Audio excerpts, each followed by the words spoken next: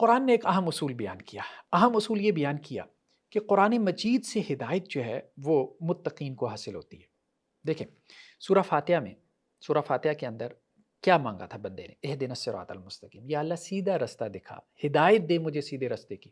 ہدایت سب سے بڑی اللہ کی نعمت ہے.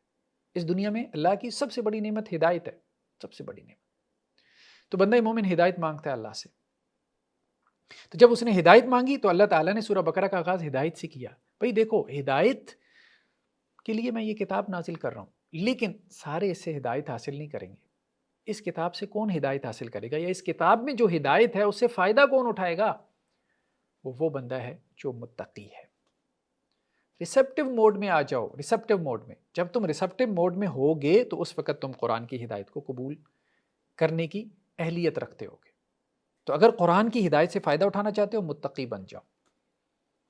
اللہ سے ڈرنے والے، شرک سے، ظلم سے، گناہ سے، معصیت سے بچنے والے. تقویٰ کا معنی بچنا، اللہ کی نافرمانی سے، شرک سے، ظلم سے، معصیت سے بچنا. تو متقی جو بچنے والا ہے. تو فرمایا یہ قرآن کیا ہے؟ ہدی للمتقین، یہ متقین کے لیے ہدایت ہے. ویسے تو یہ ہدی للناس ہے، یہ خود قرآن نے بھی کہا کہ یہ ہدی للناس ہے، تمام لوگوں کے لیے ہدایت ہے، یعنی سب کی ہدایت کے لیے آیا ہے.